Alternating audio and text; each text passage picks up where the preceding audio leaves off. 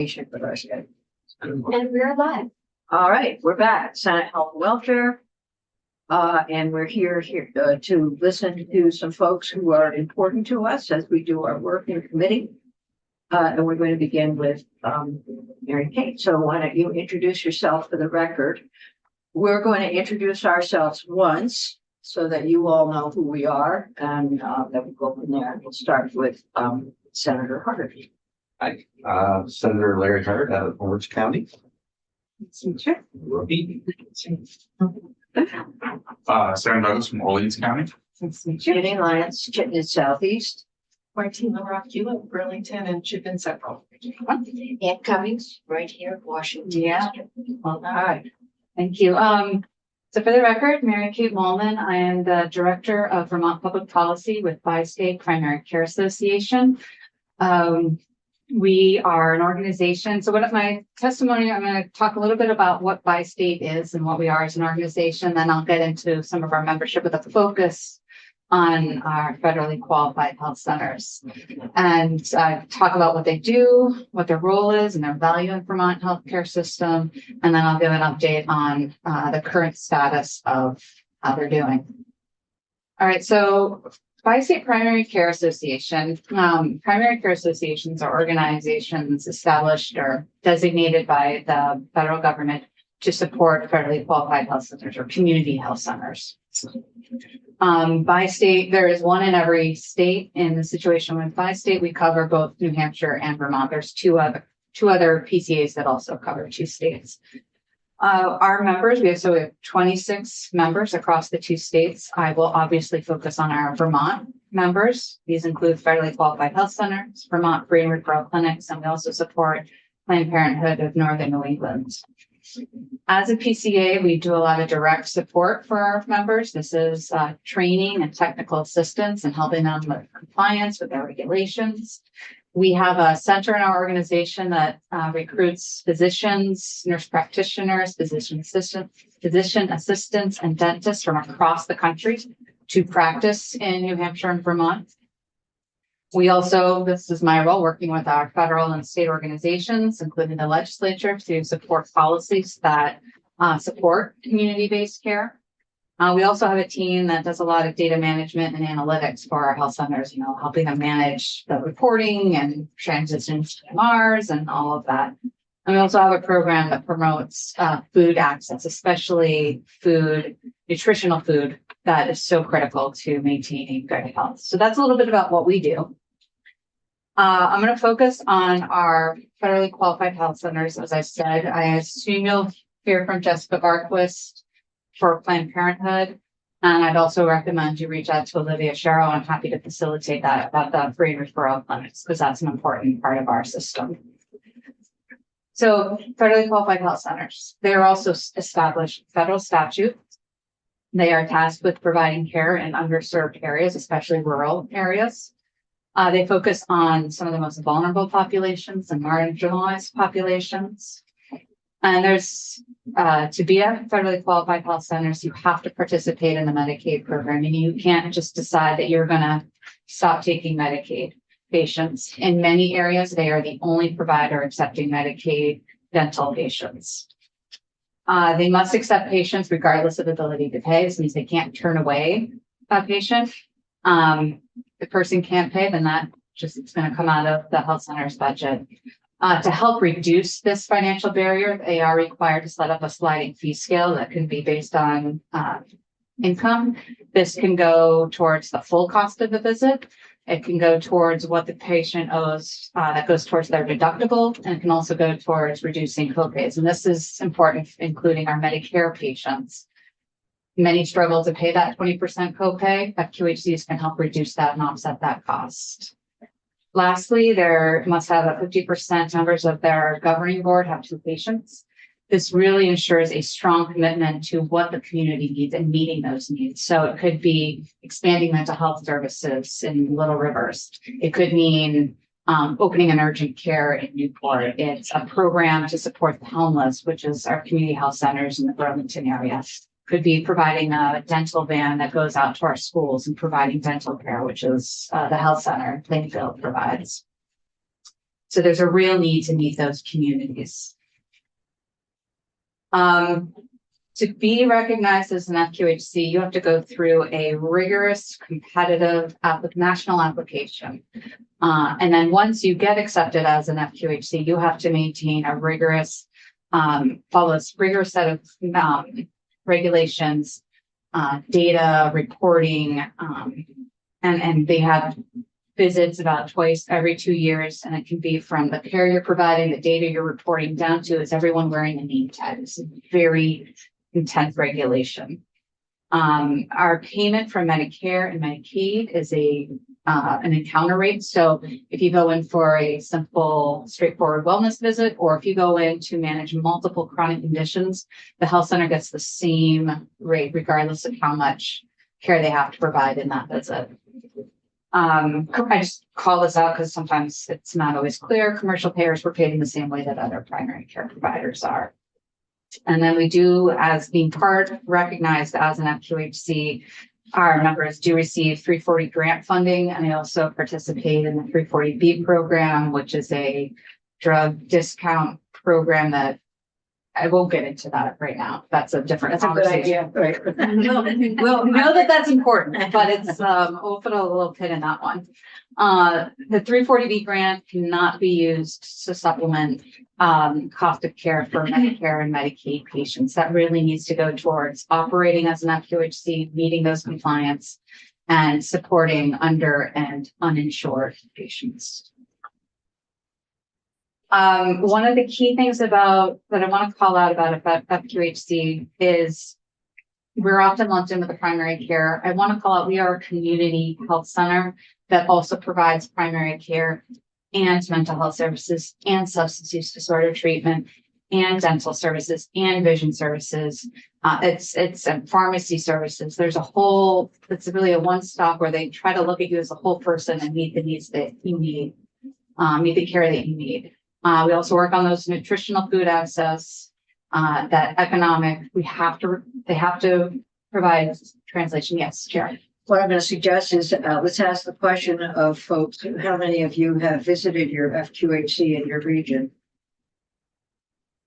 So that might be, yeah, there is. So do you have a map of where they are located? Yep. If they can just to help Yep. move things along as we will, and we'll go back. I have an aunt that goes to one, but I'm a veteran, so I go to the beginning. Okay. Well, it's still helpful to go because it will be part of our job to ensure that these facilities are available locally in different parts of the state. Yeah, so this is, if you asked for a map, and I give it to you. So this is our map. We are present in every county. There's an FQHC site in every county in Vermont. We serve 1 in 3 Vermonters. Over a third of Vermont Medicaid enrollees go to an FQHC. And I won't go through all of this, you guys can see this, but you also see the patient breakdown by payer. So now kind of the meat of it, services we provide, it's a valuable whole person care service. Our members are very, very financially fragile. This year, we are looking at across our members an 8.5 million operational deficit. This is on top of previous year deficits and projected deficits. We have a few members with less than 20 days cash on hand. We have a member that is potentially considering bankruptcy. We've had another member who has had to close a site and consolidate those patients in other different sites. And they also had to consolidate 2 dental practices into 1. This is happening across all of our members. And I want to go back to that map. All of those members are making decisions that affect, that could lead to additional sites closing, additional service contractions, and potential reduction in force. These are hard decisions.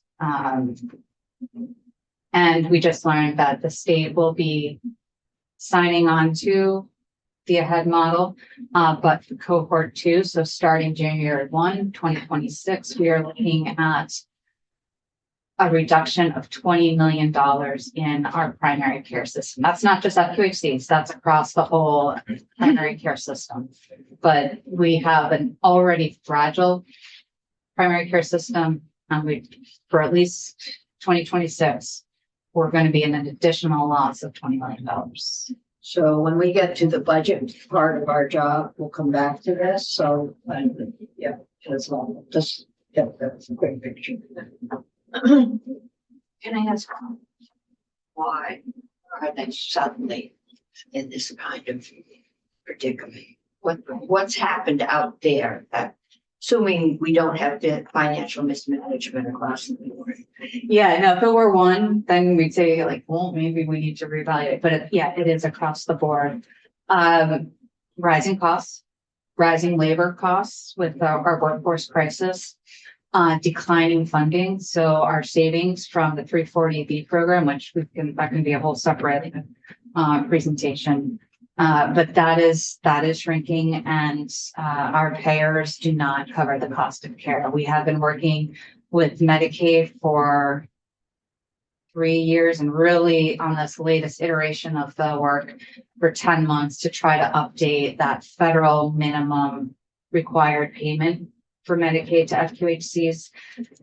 We're seeing some progress, but we haven't seen an updated rate. So in the interim, we continue to see payments like from $20 to $100 below the cost of the visit. The Little Rivers, that's Yep. controlled by VHMC, correct? No, they are their own entity, Little Rivers Healthcare. They're different from VHMC. I thought they were. All right, thank you. I'm gonna suggest that we try to move on to the next. I'm talking, yeah, perfect. What a good spot, Billy. Thank you. And you'll get that to Kiki, so we have it. She's already posted. Good, there's a lot in it. We Yeah. appreciate consolidating. Great. Thank Yeah, you. it's all right. Well, thank you, Madam Chair. Thank you, committee member. Thank you.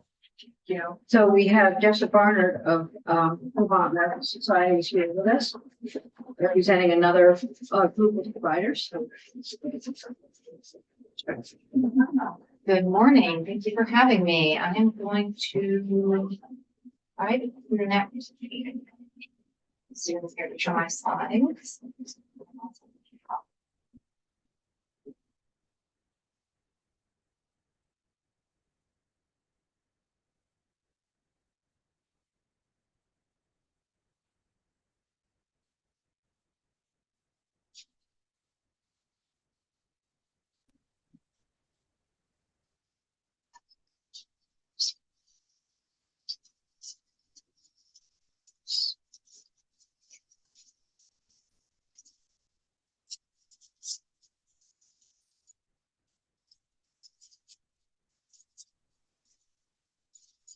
Okay.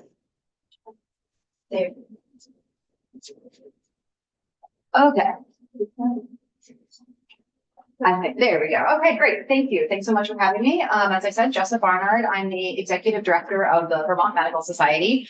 A little bit distinction from some of the other provider organizations you'll have coming to talk to you is that rather than representing one type of facility, like an FQHC or a hospital, we represent individual providers. So we're an individual clinician membership association. We represent physicians, so that's MDs and DOs, doctors of osteopathic medicine, physician assistants and medical students, and physicians in training, so in their residency programs. That's about, we have about 3,100 members, about 2/3 practicing physicians in the state, and we're across specialties and primary care. So it could be, endocrinology, dermatology, cardiology, as well as primary care. And they could be hospital-based at an FQHC in independent practice. We have a lot of individual members who just join year by year, and then we also have group memberships. Sometimes medical staffs, either at hospitals or practices, decide to join all of their members as physicians or PAs as a group, but we're still representing the individual members rather than the organizations. Our board is all physician and PA led. So we have physicians and PAs on our board and our executive committee. Our president changes every year. They elect a new one. Our current president is Katie Marvin, who's a family physician, actually at an FQHC, Memorial Health Partners in Stowe. So you may see us here as staff. You may also hear from our members, either testifying or submitting comments on a whole range of bills. Many of the bills in this committee touch our members because our members are committed not only to improving sort of the practice environment, the actual delivery of care, but also to protecting the health of all Vermonters. So the bills that we are concerned about are quite a broad range: public health, data, cybersecurity, it could be transportation if it's dealing with seatbelts, it could be a whole range of issues. So I'll get into that a little bit more. We don't just do advocacy. Advocacy is sort of the heart of a lot of what we do, but we also do some, try to serve our members in a variety of ways. We provide them education and outreach on things like, compliance. How do you comply with HIPAA or the new federal or state regulations? We interact with other agencies a lot, the Department of Health, the Board of Medical Practice, who licenses physicians and PAs, the Green Mountain Care Board. So we're sort of try to be in a lot of different places. And then I'll talk briefly about a couple of our other programs that that may intersect with your work. So under our umbrella, we not only have our own Vermont Medical Society members, we also have a number of medical specialty societies who ask us to help support their organizations. So that's actually why I want my colleague, Stephanie Winters, to be able to say hello. She is not only the deputy director of the Vermont Medical Society, but wears the hat often of being the executive director of a number of our specialty societies. So often that could be the pediatricians, the family physicians, you see the whole list. So they are their own independent organizations. They have their own boards, but they contract with us to support their organizational structure and also sometimes to help them with advocacy work. So sometimes we're wearing different hats or combined hats, because actually often we really inform each other. So we may learn of an issue from the pediatricians who say, hey, this is what's really happening, trying to care for kids right now. And then we can take that to our board and take that here to the State House. Or we may be able to say, hey, pediatricians, did you know this was something going on? So it's a really good two-way communication and collaboration. I wanted to mention another program we run called the Vermont Practitioner Health Program. This is actually designated in statute. Then the Department of Health issues an RFP. We've been the successful bidder for a number of years now. We've run this program for actually probably almost 20 years. It is the goal is to support practitioners who are licensed by the Board of Medical Practice who have an impaired ability to practice medicine. So that could be because of mental health concerns, substance use disorder, cognitive concerns, and we help create an evaluation plan. And then if they need ongoing monitoring, a monitoring plan so that they can either return to practice if they've had to, for a period of time, leave practice or stay in practice safely and continue to care for patients, especially in today's environment of not having enough healthcare practitioners. It's really crucial that as soon as somebody is safe to be caring for patients, we can have them working back in the workforce. So policy priorities, I kind of mentioned a few, and I won't go into details because we'll probably be back on a number of these during the session. But again, just to give you a flavor of some of the issues we're working on. As Mary Kate said, sustainability, you will hear that from all of us probably here in the room today. Funding for healthcare services is extremely challenging right now. We're all facing rising costs of labor, our own rising health insurance costs for the practices, and other payers are decreasing what they're paying. So that's contributing to the problem. So for the 5th year in a row, Medicare has cut their professional fees to providers. So, and then in Vermont, we have the added twist of Medicaid tends to typically their formula matches the Medicare formula. So we kind of get a double hit if Medicare is cut. So we've been working with DVHA on that formula. Hopefully more to come soon. You actually have a report that is coming, if it's not here, to sort of talk about some ways of decoupling that. And then I'm sure be talking more this session about how to support primary care in sort of a non-fee-for-service way. We're very concerned with the point Mary Kate just raised about Vermont possibly, it looks like maybe likely joining cohort 2, so another year later in the AHEAD model. So that means you could have a gap year of substantial funding for primary care. So that's a big concern. A whole other area of work is, you know, we know we can't fund our way out of our challenges in healthcare, but what can we do to make practice more efficient, more streamlined, reduce paperwork and time spent on things that are other than clinical care. So the legislature last session took up a really big bill called now Act 111 around prior authorization reductions. So we've done some preliminary work gathering baseline data. I've linked to a report we just submitted a couple days ago, working with our partners at the Hospital Association, by State Primary Care and Health First, looking at sort of the current version of prior authorization, and then hopefully we'll go back we will be going back in a year and hopefully seeing some positive impacts of that. And then there are also going to be some bills with some language tweaks that to make some next steps with that law in collaboration with other stakeholders working on it. We've been very involved over the years with telehealth policy, and the legislature has made some great strides in both covering and paying for telehealth. We again have some little asks this session around actually being able to, with consent, record telehealth appointments to help both patients and clinicians be able to make use of those visits. Workforce issues, I'm sure you will also be hearing this from everyone, and not news to any of you who have tried to either yourself or for a family member or friend find a primary care clinician in Vermont. It is very hard. Those we do have are aging and retiring, or not practicing full time and trying to transition into administration to just keep from burning out. So we don't have enough practicing primary care clinicians. And there are a number of ways we can help build and work on this issue. The legislature established a fantastic scholarship a couple of years ago for primary care medical students who come back and stay in the state, and that has a sunset of 2027. So we want to look at that, and also supporting a new, getting off the ground, very exciting family medicine residency program. So this is training family medicine providers actually in an FQHC and community-based model. So different than most residencies are kind of hospital-based.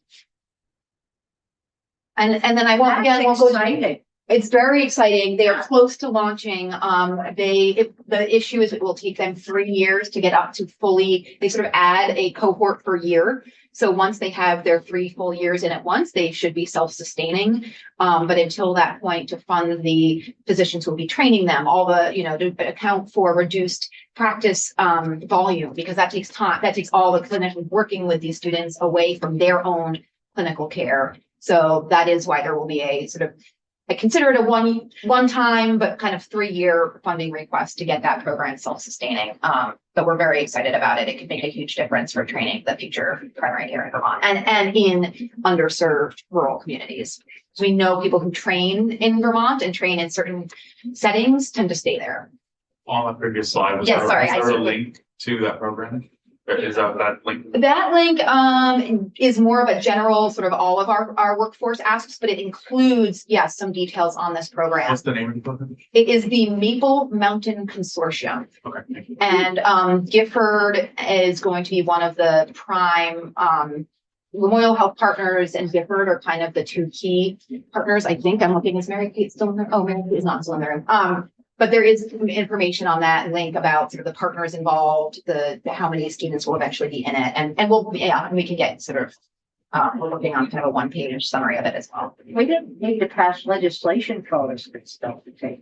I'm sorry, what's that? No, we didn't need to pass No, legislation. that is not a legislatively created program. They are working on, they actually do have there is federal funding to start these called sort of community-based residency programs. So they have some kind of block funding to do this planning stage. They've received that, I think last year was their first year, this year is their second year of that federal funding. And then it's sort of the bridge between that funding ending and the student being able to kind of bill and fund those services with the funding that comes with those trainees. How much more have you got? This is it. And I won't go into detail. So I just wanted to mention a couple of the range of public health issues we work on. There will be probably some proposals to strengthen Vermont's shield laws around reproductive and gender affirming care. And then we also work in a range of, it could be gun safety, it could be school safety, coverage and access to healthcare for patients. So we will be back on a lot of those types of issues. And then this is us. So myself, Stephanie, and then Jill Sudoff-Garin is also a contract policy and communications person for us. So you'll see her in the building as well. Thank you. Thank you. Good. Well, I know we'll be seeing you on a number of bills. Yeah, I'm sure you will be seeing us. We like this committee. All right, and that's great. Um. And Devin Green is here, and you're up on the Zoom. Thank you for being here, Devin. Yes, good morning. Thank you. I tested positive for COVID, so I thought that not sharing would be caring this morning. And thank you for letting me come in virtually. My name's Devin Green. I'm with the Vermont Association of Hospitals and Health Systems, and I will pull up my slides.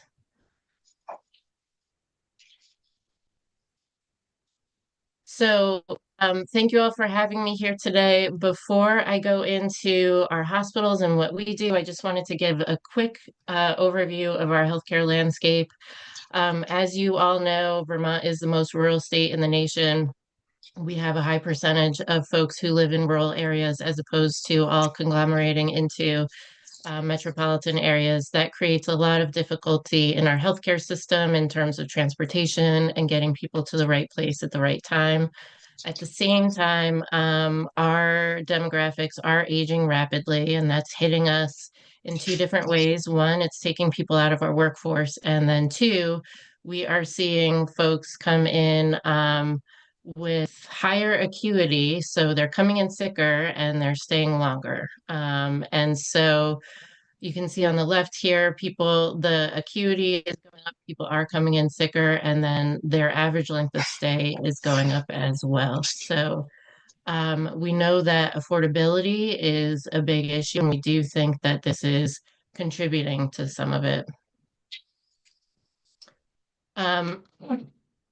I know you've heard folks say that demographics are not everything, and that that there are other things to look at, and we agree that we need to look at our affordability issue pretty comprehensively. So that's looking at providers, but that's also looking at our healthcare insurance market and seeing what we can do there. You know, we have been compared to other states, but it's not really a fair comparison because Vermont has something called oh my God, I'm forgetting what it's called. Community rating, where we do not charge older folks more for their health insurance premium. We charge everyone the same amount. The only other state in the nation to do this is New York. So other states will differentiate the price dependent on age. New York and Vermont are the only ones that don't. So truly a fair comparison to be made against other states is looking at similar places in New York and comparing that way. When we did that, what we saw is, yes, Vermont is still high. We think that there's work to be done there for sure. But if you look at Lamoille County versus a place like Lewis County, New York, which has a similar size population, you'll also see that their insurance premiums go up to a similar amount as Vermont. Part of the difference is Vermont has fewer plans. That could be some of the requirements that we put on our plans, and some of the coverages we require with our plans. And we know that Vermont has tried to have standardized plans to make it less confusing for folks. But in New York, there were 28 plans, and those would range from $500 to $850. And in Vermont, we have 7 plans that range from $800 to $900. So while there is a lot of work to be done on the provider side and with hospitals, we also think that in order to actually get our arms around this affordability problem, everyone's going to need to look everywhere when it comes to improving affordability. So these are Vermont's hospitals. We have all of Vermont's hospitals as members. They're all nonprofits. There are 16 of them, and they are all very different. They are not necessarily, you know, all UVM Medical Center. We only have one academic medical center, which is UVM Medical Center. Those take the sickest of the sick patients. And then we otherwise have hospitals that are in rural areas and are really there to maintain access to care for folks. Those are critical access hospitals. Those are 25-bed hospitals. They're small, but they provide necessary care. And then we have also hospitals that are taking inpatient psych patients, and those are spread throughout the state. And we have a Veterans Affairs hospital as well. And if you want more information, we have a website that gets into more detail about our hospitals and where you can find them and what services they provide. And I'll just say here that VAS works as a trade association. So we work not just with the leadership of the hospitals, but also clinicians and all different sorts of affinity groups. So we often meet with the chief medical officers, the chief nursing officers, the ED medical directors, the IT directors, the human resources officers, as many of the workforce that we can at our hospitals. We want to get a really comprehensive view of what's going on with them so we can bring that up to you. Is that it? I can wrap it up if you need me to. Well, no, Um, yeah, let's take a few more minutes. I know you have a number of other slides. I think, You know what? I will just concentrate on this one. I'll just do two more slides. So, I know that a big issue is affordability for the legislature this year. We completely understand that. We agree that affordability is necessary for access. We think that there are a lot of things that hospitals can do going forward. We really look forward to the Act 167 feasibility study that AHS is doing. But in the meantime, we are working on ways to improve. So we'd like to expand talent pipelines. We are looking at a bed capacity tool to see where the empty beds are to improve patient flow and improve access. And we want to look at centralizing administrative functions and conserving healthcare resources. So I'm happy to talk about this further, but I just wanted to let you know that we are doing the work and we will continue to do so. And then in terms of our legislative priorities, we really want to shore up the healthcare infrastructure, and housing is the biggest priority as we move forward, as well as transportation and shoring up our community healthcare providers. So we support those initiatives. We are looking at participating in the Certificate of Need conversation, and then also protecting the 340B program and maximizing federal dollars. And this graph here just shows in support of the Workforce Pipeline Program in 2022. You all passed $2.5 million in funding for workforce pipelines. That's ways for hospitals and other healthcare organizations to start programs that would get unlicensed, uncertified folks in the door. They would be able to get paid full-time for doing part-time work so that they would have time to study. And we've had a lot of great success with that, but we've had particular success with the programs that were helped with state dollars. So those that were helped with state dollars, they have about 160 students enrolled just for 2024. Those that didn't have state dollars only have about 16. So initially there was a phase 2 that was supposed to go to the smaller hospitals that did not, that funding got scooped. We would love to see that funding back so we could increase access to the workforce pipeline at those hospitals as well. And that is it. good. That's really, that's good. I know it's difficult for new folks to get fully engaged with where you are at this point, but we will be coming back obviously to the transformation process and hopefully have you in the room when you're better to talk about the work that's going on there. That's great. Thank you. Good. And I know there are a lot of questions. I know one of the questions we're going to hear about is what's 340B? Well, we get to it. Thank you, Devin. All right. So we have two more folks here and we have a hard stop at 20 after. So, but I think we have plenty of time. Wow. So we're going to hear from Amy Johnson at Vermont Care Partners.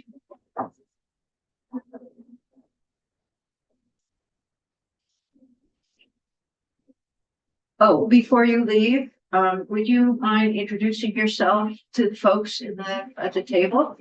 Drew Hazelton, Chief of Rescuing down in Brattleboro, and I chair the advisory committee. And we'll be back to see you guys soon Right, for EMS. for EMS. Yes, right. I'm sure we'll be doing a lot with that. Thanks, Drew, for coming in.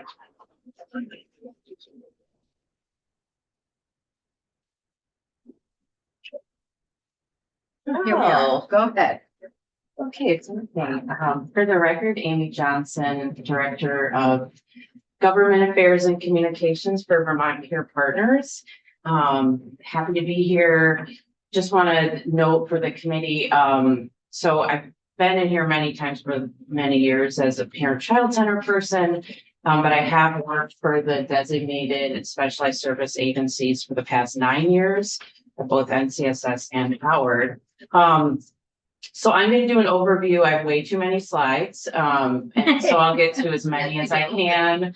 But I'm in the State House every day, and I'll be in this committee a lot. So who are we? Who do we support? So Vermont Care Partners is a membership organization. We support 16 of the 18 designated and specialized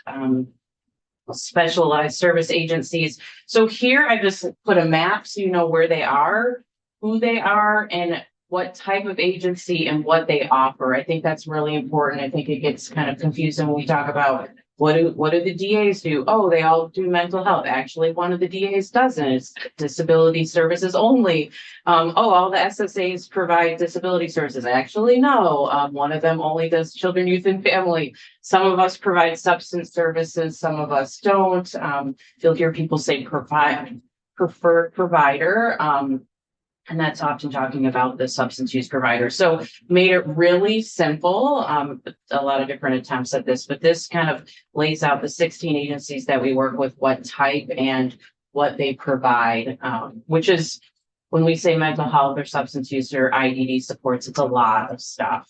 So we're created in state statute. Like I said, there's 18 of us. We support 16 designated agencies. I think it's helpful for people to know DAs. You'll hear that DAs have a catchment area. SSAs do not. DAs, while our services are voluntary, so we're not forcing people into services. DAs are not able to turn people away, whereas SSAs have more flexibility on that. And that's not to say that they just decide not to take people, but there's a variety of reasons why they might not be able to. So that's kind of the difference between the two. There's a lot of other differences, but I think just that's a really simple way for people to understand it. We are home and community-based services, so we're really looking at the most supported, least restrictive environment. You'll hear that a lot, especially when we talk about the intellectual developmental disabilities population. But as a whole, we're providing community-based care. And we do have crisis supports and residential services as well.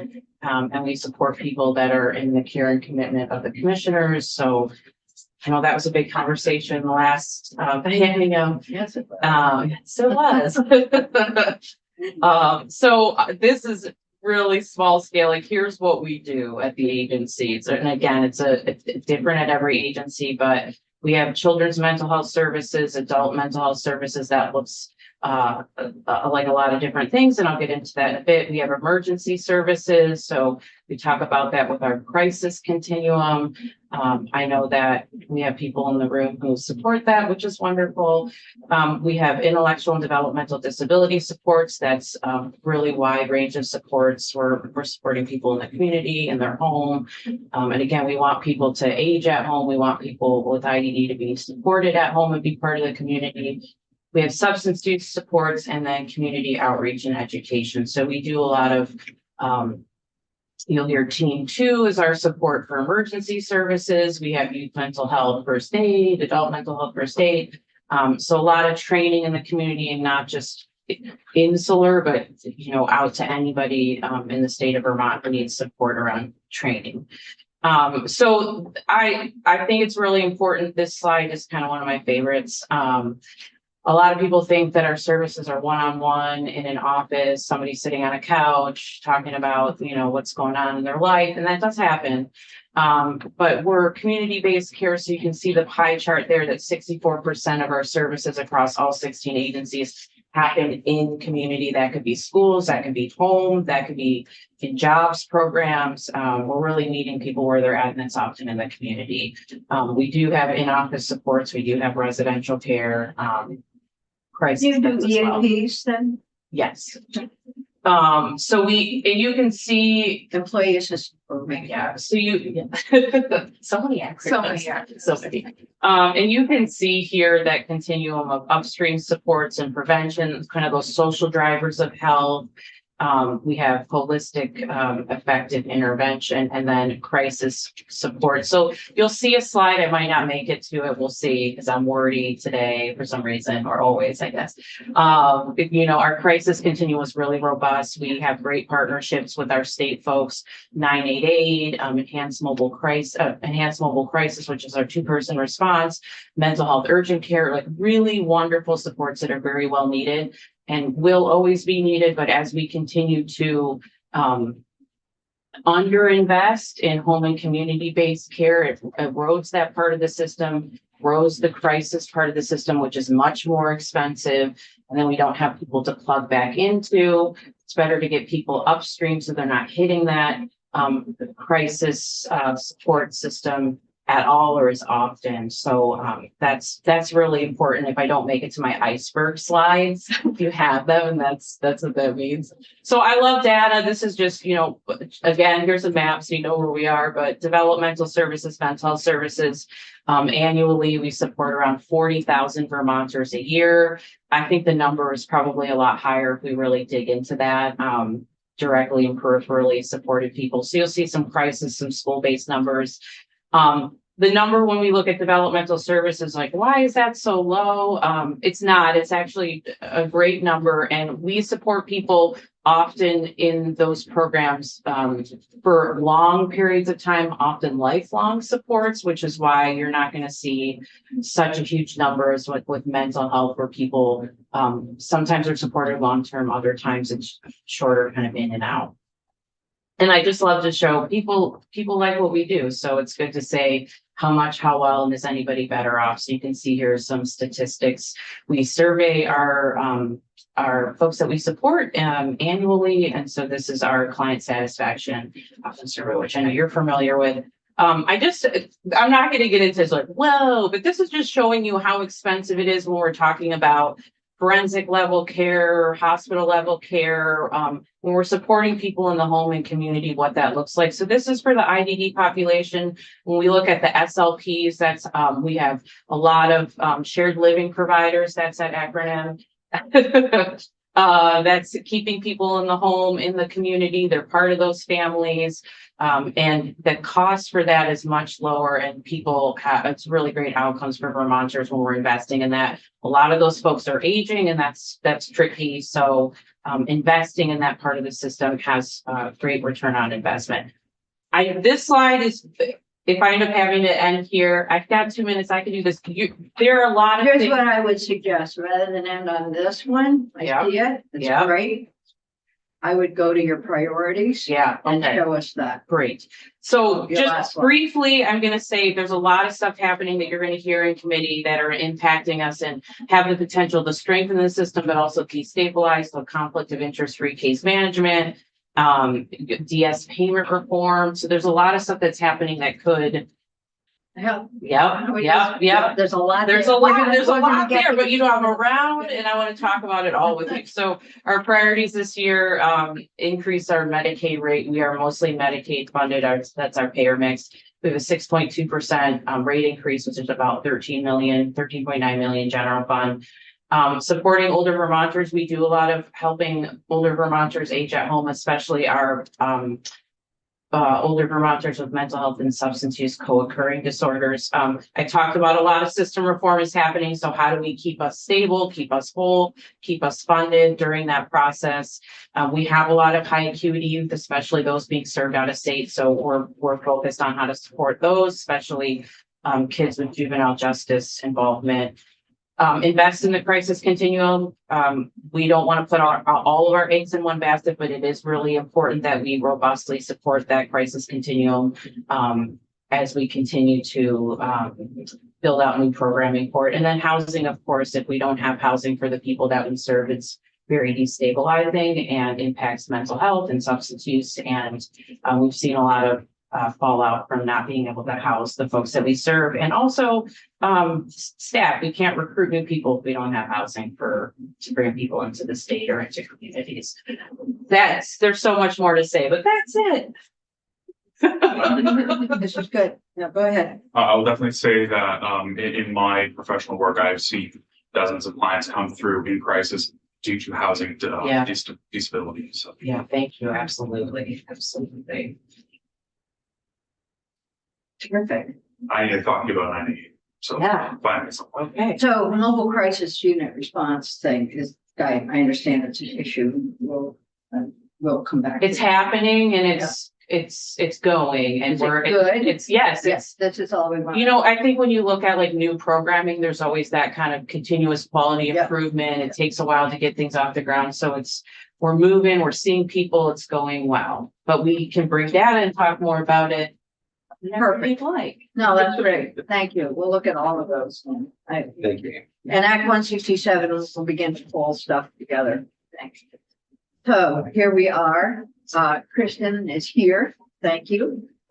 And we're just getting the quick overview of who you are and what you do, because you will be helping us with some of our work over forward. So that's what I prepared. I have some slides, but I'm not very good at figuring out the technology. Is it possible for people to run my slides? Do you run the slides? if you want? Not. It has been Okay, so you need me to. Okay.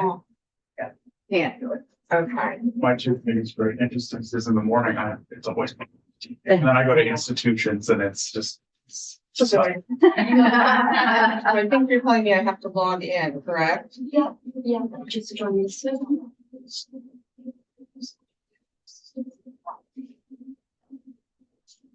Okay. And then I need to get on the link for the committee, correct? I don't know where's your link, and you should be able to just click that from this email.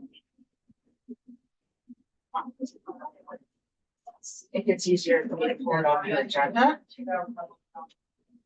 No, that won't bring you. That will bring me to share from there. Never mind. Sorry, I'm not good with technology.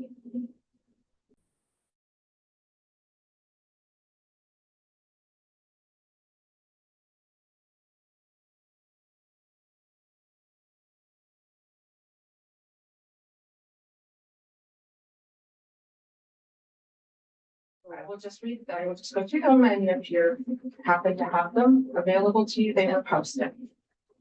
All right, so for the record, I'm Kristen Murphy. I'm Executive Director of the Vermont Developmental Disabilities Council, and I really appreciate having a few minutes to tell you about what the council is. Just for my own background, I've been with the Vermont Council for about a decade. I've been doing this work for 3 decades.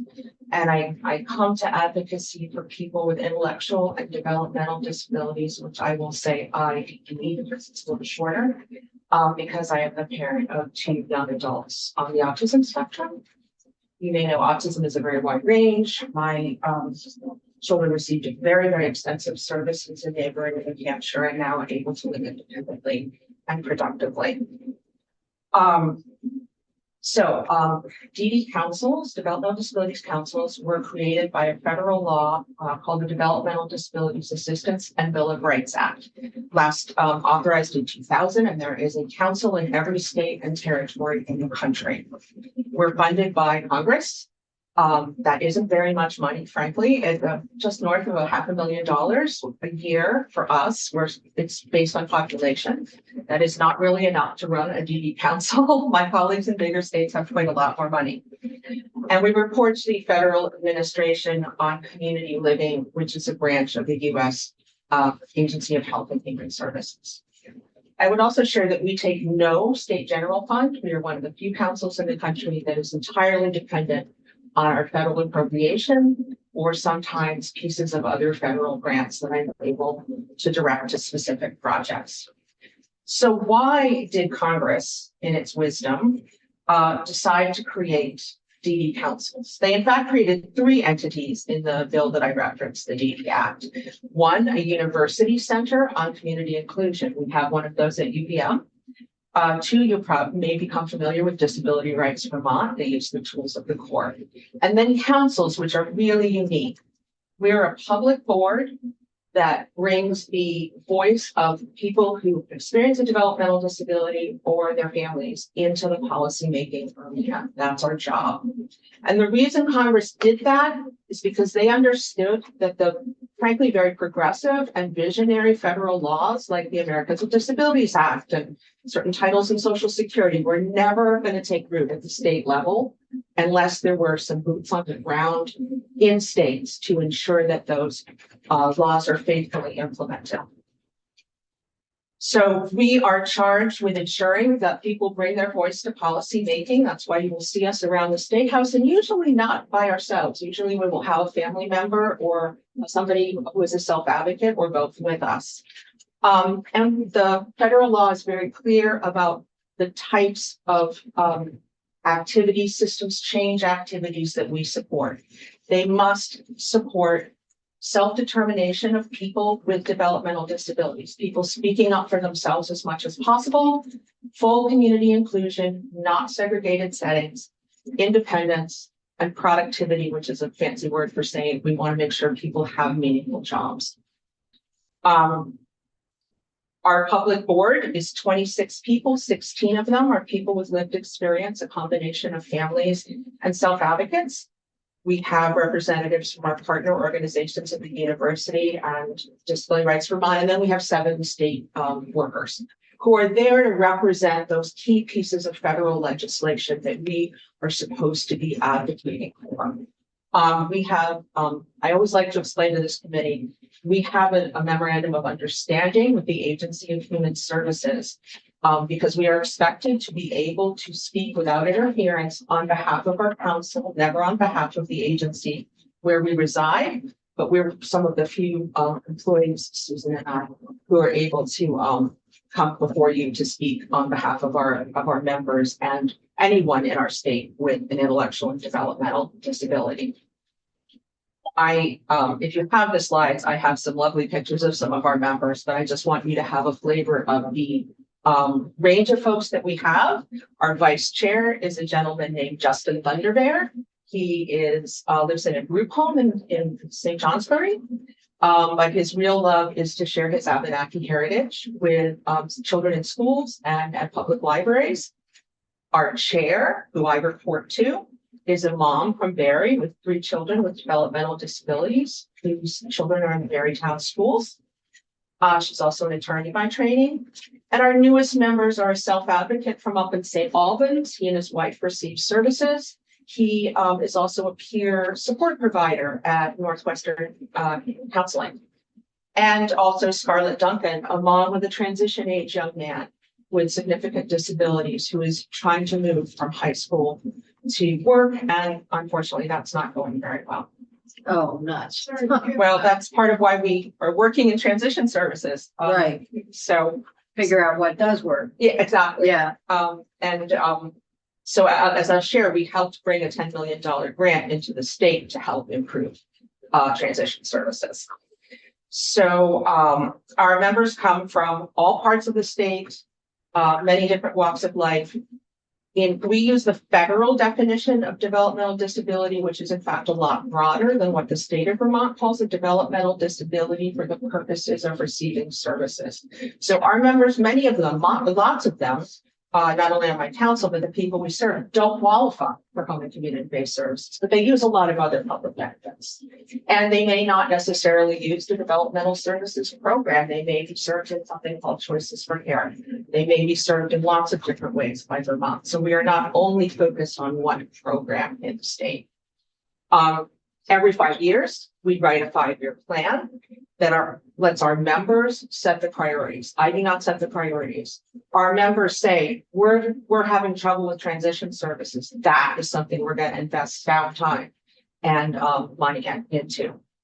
And then our federal partners hold us accountable to that. And I spend a lot of my time filling out forms for That's the like federal- having constituents. It's Sounds very I know, familiar. I'm very accountable, very, very accountable. I won't tell you every one of the great projects that we're involved in, but I do want to share that a couple projects I'm really excited about. We've spent 3 years with Department of Health money from the Centers for Disease Control, creating plain language, easy to understand health information brochures for people with IBD. There's no entity in the country that has created such a portfolio of information in the US. It exists in England, but it doesn't exist here. So we're really proud of that work. And as I mentioned, I in fact was one of the lead writers of a grant to bring in $10 million. It's managed by Dale. We have a small piece of that, and so do many other partners, but we are working systemically on improving transition, especially for students with the most significant disabilities. So I want you to understand that while sometimes we take positions that aren't absolutely what the Secretary of Human Services would agree with, the vast majority of my time is spent helping state government. I am the co-chair of the Health Equity Advisory Commission. I am the co-chair of the Medicaid and Exchange Advisory Committee. Susan, my partner, and I sit on at least 15 other advisory groups, collecting a lot of consumer information, beneficiary information to bring to the state to help them meet the requirements that they often have to have consulted with people. We connect our state partners with our constituents. We provide core funding for our statewide self-advocacy organization, Green Mountain Self-Advocates. We let them stand out in front, but our money is what is behind that. Well, and they do a really amazing. They are amazing. Self-advocacy. They are fantastic. They are top in the nation. And I will also say that we are very lucky in Vermont because we have such a strong self-advocacy organization. And just to do a little brag, I am also the president of the National Association of Developmental Disability Houses Board. When did that happen? About a year. Wow. Yeah. We're So- impressed. That's excellent. And Thank so you we were for that. able to orchestrate a very significant change in that organization that I think gives us a way stronger voice in Washington. And Vermont benefits from the fact that I have those connections. Absolutely.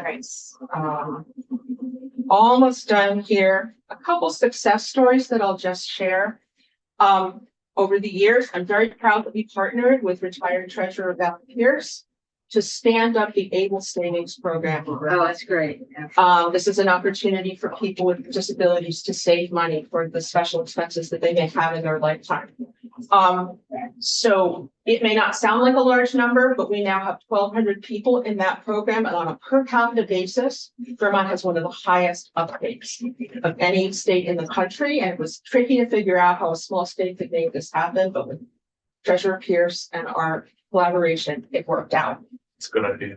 Yeah. I've met dear client that it's been funny. Yeah, no, it's an excellent program. I'm happy to tell you more about it some other time. I'm not going to go into this, but you heard reference the many changes in developmental services. We have a beneficiary perspective on that we are happy to share at some other time if you would like to hear that. Yeah, we'll do that. And I know Yeah. that housing has And then become housing is the top. issue. So when we get to housing, we'll drag you back in. You will certainly do I that. think you'll probably be here. I know you hate paper, but just in case, I also, Kiki has an electronic copy. That is our platform. It is currently very general. We believe that our new slogan is in the State House, every day is Disability Awareness Day. So you will see Sue in particular, my policy analyst, senior policy analyst behind me. And I'm bringing families to you several times a month. And they will be advocating for housing, Medicaid justice, and equity in healthcare. Those are the things that will come across your committee. Senator Thomas, would you have these? There was only 3 copies. I have another one. No, that's fine. And I just want you to know that we are a resource to any of you if you have questions about developmental disabilities, the disability world, and disability services in Vermont. We are happy to come over at any time and talk to folks. What do you do about disability, visibility in the community?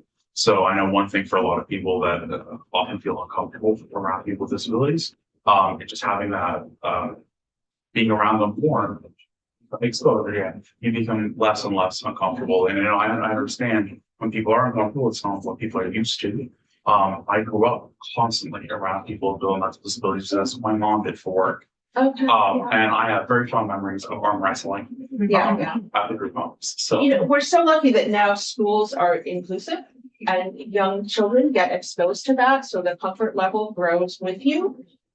We fund Green Mountain Self Advocates to go into schools and to help people become more comfortable around disability and around seeing it not as bad, but as You as can a keep positive thing. talking together and we're gonna go off live and I just want to say thank you for coming in. Now we've got another whole set of issues before us and we appreciate it. And we look forward to working with you.